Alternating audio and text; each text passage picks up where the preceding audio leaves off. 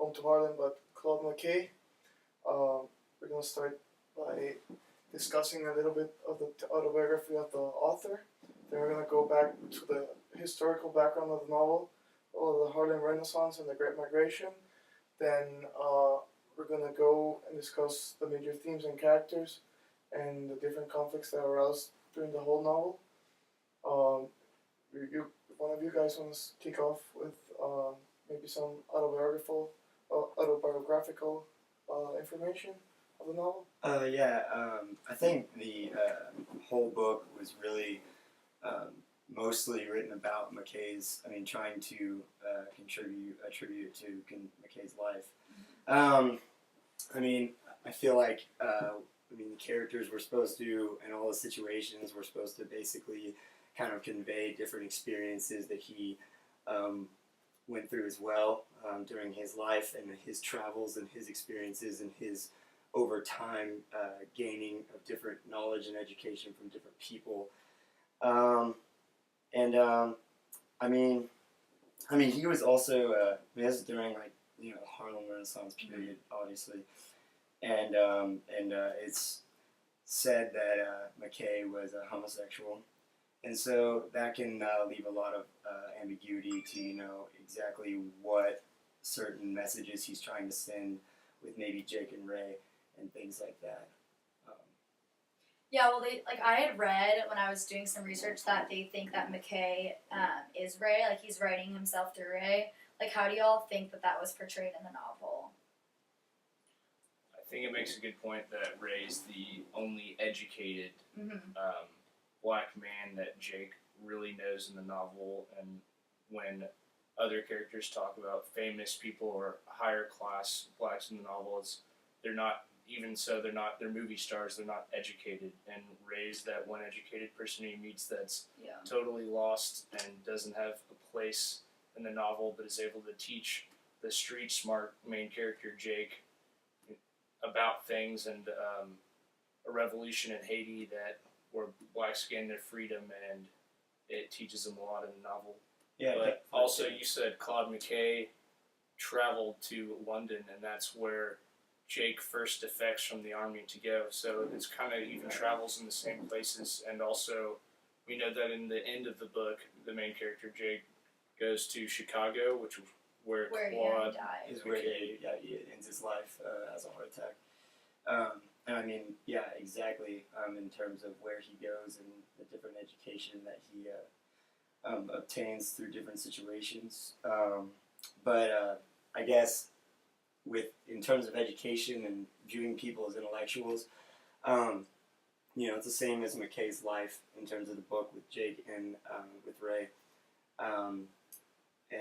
Because he himself, went to college, and then he ended up dropping out because he felt like he didn't need it. So I believe that's definitely a strong connection to McKay's life. Well, in a lot of this book, it's obviously about the Harlem Renaissance, and he was living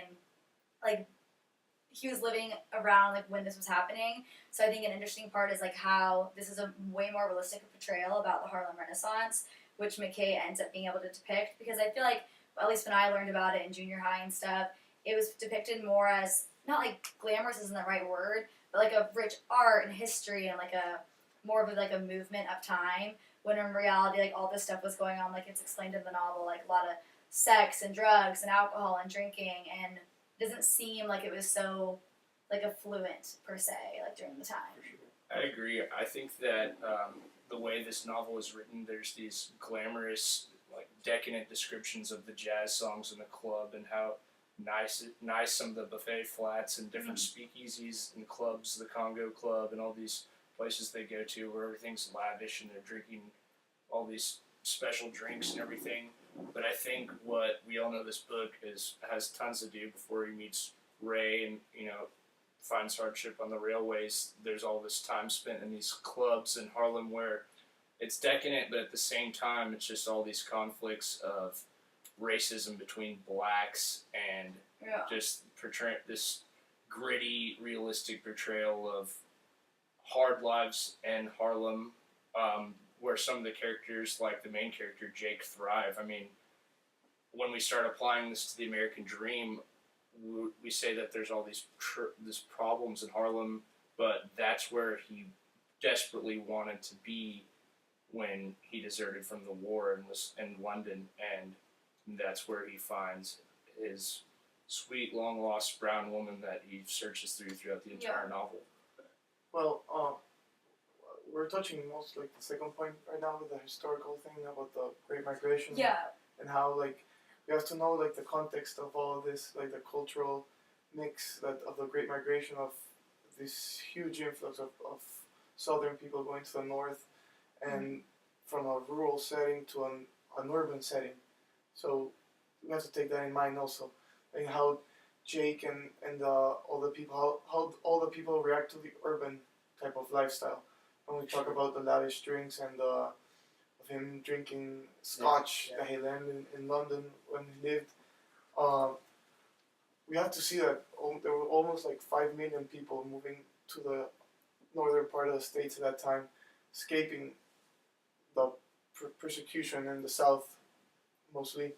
And then that also relates to race life, I think. What do you guys think? Like how he does the analogy, like how does an all-black country like Haiti manages to get freedom from a supreme power like France at that time, and how does the blacks at that time in Harlem are not able to do that? Yeah. We have to. That's why I say about the history. You have to take into account like the history, and how basically these people moved as refugees up north, and how not they reacted like to the urban settlement, but how did the urban settlement react for them moving in? For sure. Well, yeah, I was like relating to that because that's like all more how like the book was realistic and it was depicting the struggles that people were having by moving up north. Like relating back to that really quick, I think that's why like this book was taken so controversially at first, because like I was saying, like how I learned in history, it made way more of a like nicer portrayal per se, like of how everything was. Like one of his biggest idols, like W.E.B. Du Bois, who was also like a huge Harlem Renaissance leader and activist during this time, like completely bashed his book. He was saying, what's the quote? "Home to Harlem for the most part nauseates me, and after the dirty parts of its filth, I feel distinctly like taking a bath."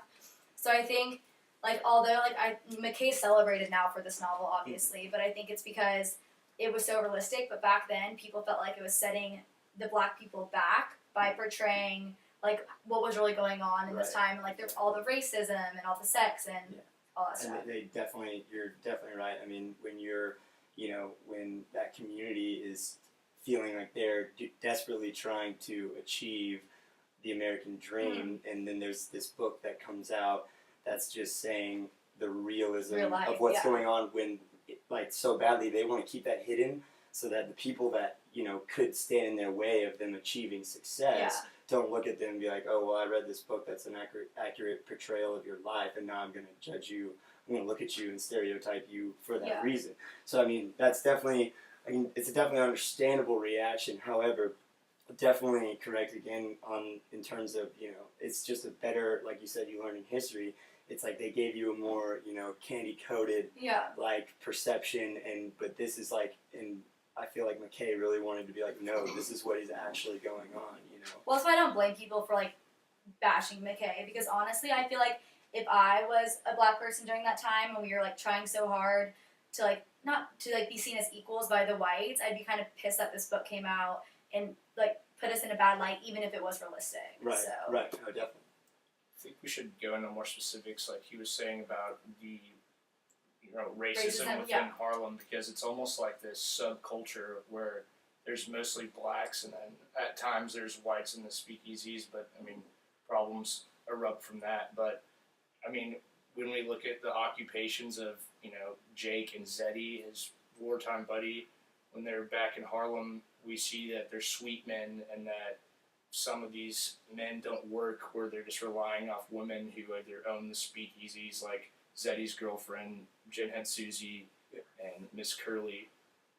And specifically, Jake's talking to Miss Curly, and it reminds him about the fights between colored and white soldiers in France, black, browns, yellows, whites. He remembers interracial sex skirmishes in England, Men fought, hurt, wounded, killed each other. Women, like blazing torches, egged them on or denounced them victims of sex. The men seemed foolish, ape like blunders in a pool of blood. And I think that he's just like remembering that because he feels these racial and sexual tensions that have them. Zeddy wants to rely on Jinhead Suzy, and all of it kind of disgusts him, and it just kind of paints this overall picture of what he thinks Harlem is, and that's what they're living in when he gets home from the war and they're in the Great Migration time and in the Harlem Renaissance. Yeah, well, I think that talking about the racist thing in the book, we see like maybe two types of racism between blacks and whites. Oh, for sure. But we have also like in between like the black community in Harlem. There's also like racial. That's the most interesting like part. social, yeah. like social differences. Like Yeah. you see, like for example, Jean had Susie that she was really picky with the people she wanted in her house, because and they knew her. She had a fame for being, and how she doesn't live, like she lives in Myrtle Avenue, I think, in New York, which that symbolizes like of her being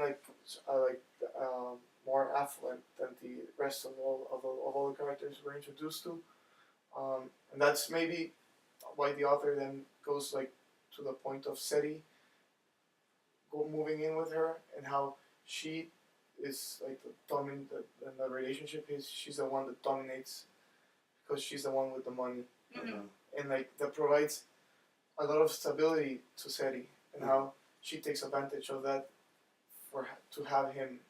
Oh, for sure. Yeah, and then finally kicks him out, saying like. Because the one time he went to Harlem, she went there and found him not, escaping back to that Harlem life of filth because he's with another woman. Yeah. Well, we have also like she mentions how she hates going to Harlem. Yeah. And that night that they actually go to Harlem and she finds Seti. You see how she was disgusted not by the idea that Seti was like getting out of her reach, but also the idea of going back to Harlem. I mean, if she has been successful and able to live like certain lifestyle, and then going back to Harlem was like a downgrade, then that says a lot. Like again, like the racism amongst the blacks themselves. Yes. And then the Vice Squad comes, and the white agents that are trying to break up the speakeasies, that act like they're friends with everyone in there, cause all that conflict and has everyone arrested and the Congo Club shut down. And then we see, kind of for the first time, besides when he talks about being in London and France and those race riots, just white and black conflict rather than just conflict between blacks as they perceive themselves. But then we see the white judge who is even so mad at the two white women that are arrested in the speakeasy. He says that it's a shame that he can't order them to be whipped. Well, yeah, and what I think is really interesting too is like how I kind of wonder like how do the blacks expect the whites not to be racist towards them if they can't even be like not racist in their own community?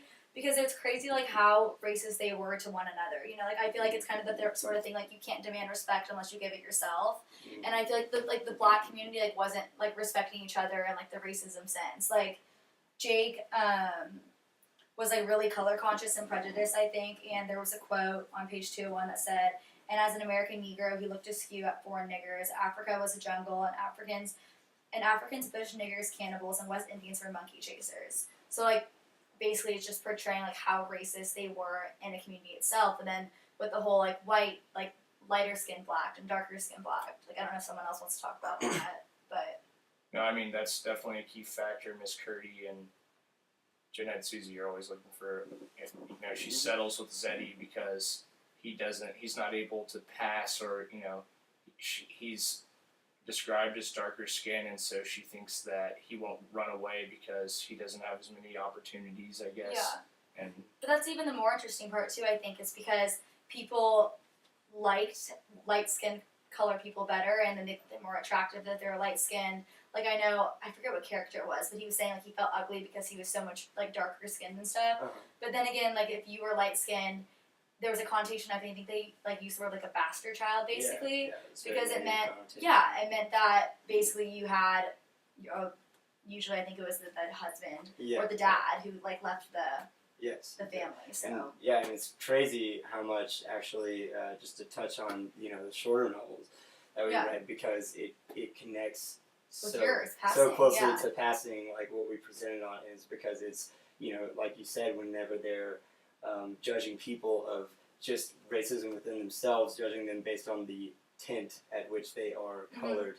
If they're lighter skinned or if they're dark skinned, it's like they had more security that he was darker because it would, you know, Because he wouldn't leave. because Yeah. he wouldn't leave. So, but you know, in passing, that we talked about, is like they were lighter skinned, and so it's like you were saying about less opportunities. It's like those people had that opportunity to like move on, which is like, you know, like you were saying, is like racism within their own community, because Yeah. those people are almost within their own community are almost judged because they actually like maybe almost covet that the fact that they don't have the ability of Almost this like lighter jealousy. skin. Exactly. Yeah. They cover the fact that they don't have that, you know, that lighter skin ability, that ability to maybe pass and also have an opportunity without having to work so hard and get this portrayal out of the way, because they can almost pass as a white American. I think this brings up a great point about Jake, the main character, and also how this all complicates the American dream.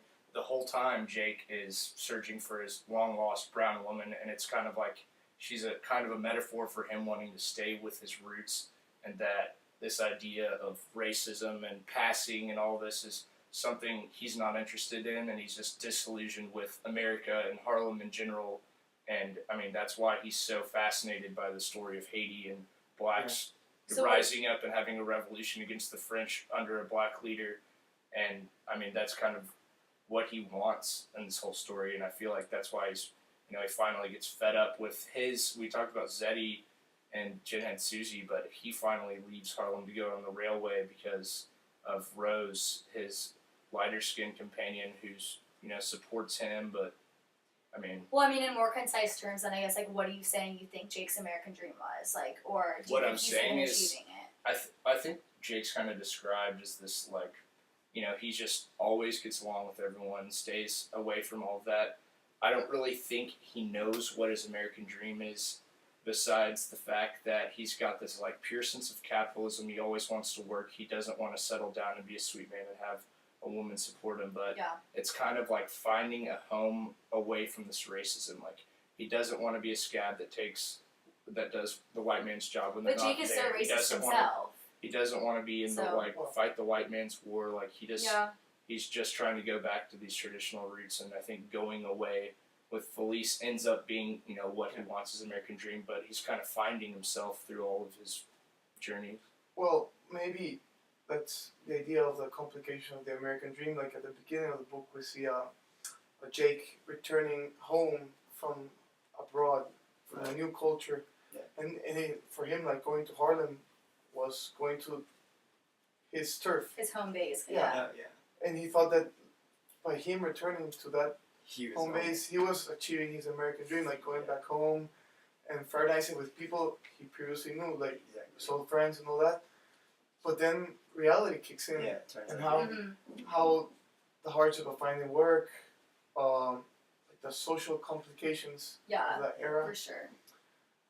and then how at the end, maybe in a sense, he fails to achieve his American dream, but he decides to just leave Harlem, Yeah. thinking maybe his mind just changed completely, that relating Harlem to the idea of his American dream was, in reality, was not what he was looking for. hmm Yeah, And definitely. how he, by finding Felice at the end, maybe that in reality was his American dream, like finding a stable companion for him and having the ability to move and try to find For sure.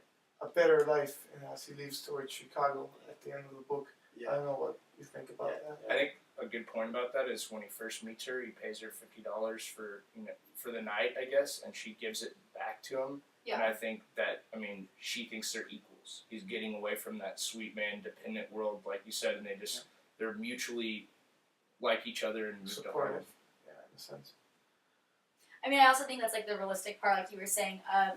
The American dream even today, like people are coming over here and have this like perception of what they're going to be able to achieve, and it ends up being a lot harder than their idea. Just like he came to Harlem maybe expecting something different than the reality of all like the drugs and alcohol and sex and everything that was going on. For sure. I feel like the entirety of, all the different concepts we're talking about really, really, if we go back to the fact that if you remember, if the reader remembers that this is all kind of McKay's sort of portrayal of his life, Yeah. This all really is pretty accurate in terms of when we did the research on looking up, how McKay lived his life, because that's exactly what, like you were touching on, he comes back and that's the way of him trying to come back to, that's his way of maybe achieving his American dream, and then he just maybe changed his mind and leaves. And I feel like McKay did the same thing. McKay, he went to London and then he comes back and then, he goes to Chicago and things like that. So I feel like it's all extremely accurate in terms of that. And also, like we were discussing earlier, it's just a big connection to speaking of the realism of the entirety of the Harlem Renaissance era and the reality of the story. And also, we see also in Ray that he's constantly. Ray's from Haiti, and he ends up in working on a railroad in Pennsylvania. He meets Jake, and then towards the end, he ends up leaving. It's almost like a reversal Just back to of Europe. roles. Yeah. We see Jake coming to America, and then to Harlem, and then leaving Harlem to another place, and then we see Ray doing exactly the same thing, but going back to Europe, opposite as what Jake does. And I think it says a lot of him. We see Ray being like a socially awkward character. He doesn't like to really hang out with women, had problems talking to him, and he was really intellectual.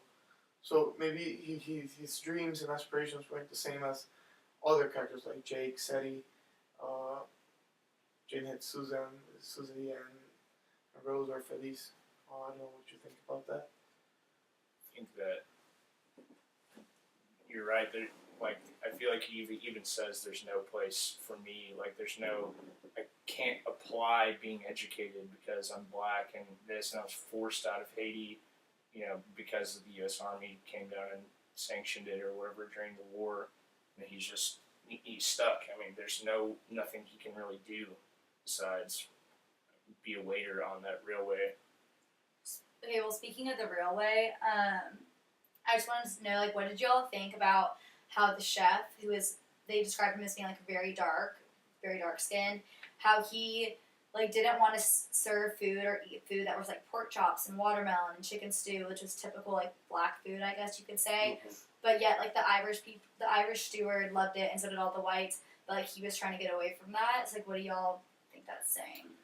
Well, I think that, the chef, obviously, if there was assistants in the kitchen, you see all these jobs, and the chef being on top at that time, and he having all that power over the rest of them. At that time, his role wasn't. He in reality might have compared himself to the rest of the people that he hanged out and work and all that, and you see, maybe he tried to think himself of being superior to the others in comparison to the others. Yes. Having a higher paid job Uh-huh.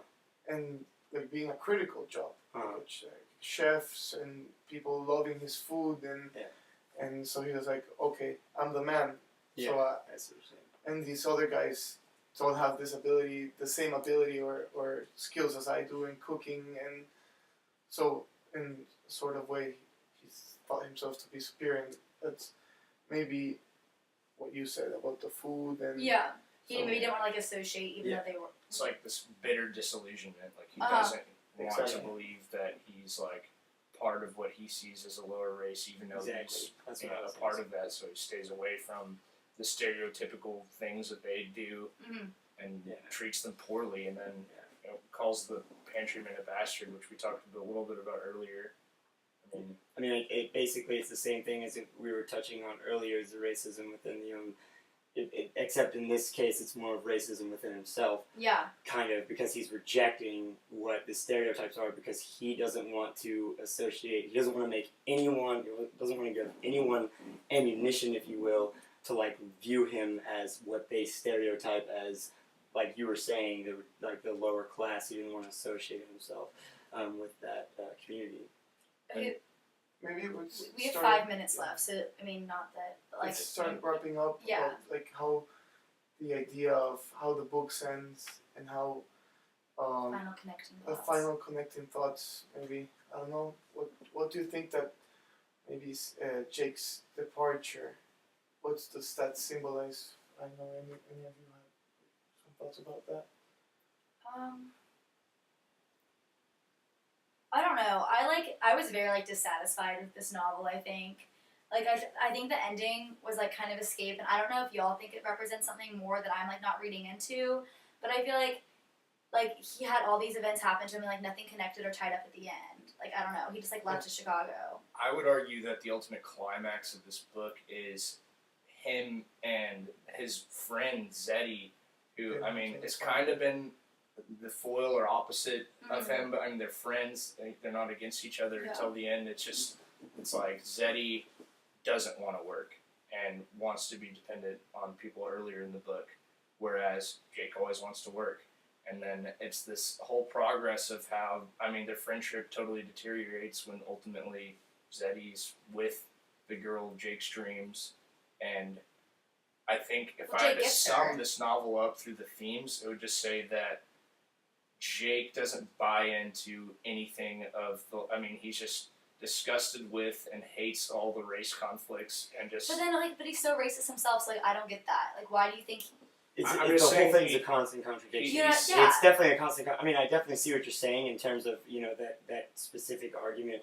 But, like, you know, it's just a constant... It's more of what you're saying with he's so racist himself is more of an internal conflict in dealing with specific issues. True. And what he is saying is more along the lines of the big picture, kind of like, you know, like what you were saying. It's just like, he's so racist himself, but that's more of dealing with how other people typically view that community. He doesn't want that. You see what I'm saying? So, yeah. I mean, throughout the book, there's just different examples of he just doesn't want... I mean, no, he might be racist, yeah.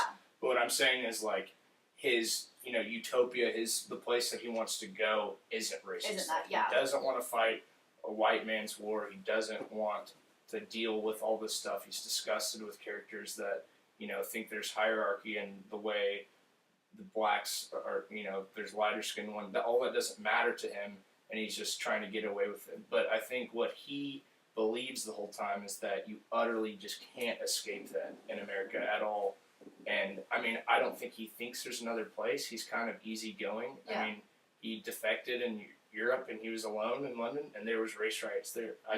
I don't think he can escape it. I think he just... I mean, I think him moving to Chicago is kind of moving out of this epicenter of, you know, away from Harlem, away from...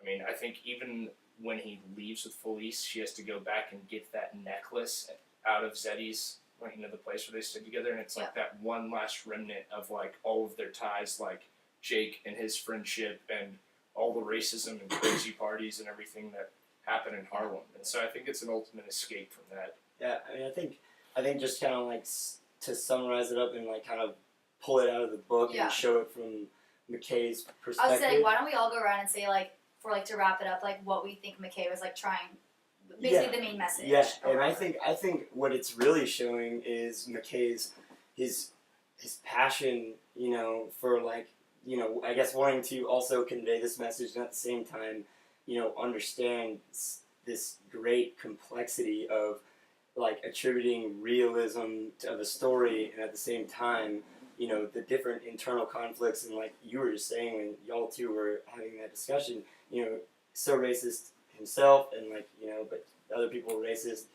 It's the same thing. So in terms of that, I feel like he, you know, McKay is really just trying to, you know, at the end of his life, he ends up in Chicago, and I feel like this entire time is really just to basically, is like we started this conversation with, was extremely autobiographical and biographical, and he just really wanted to get all of his feelings across on these different difficult, controversial topics in his life in Chicago.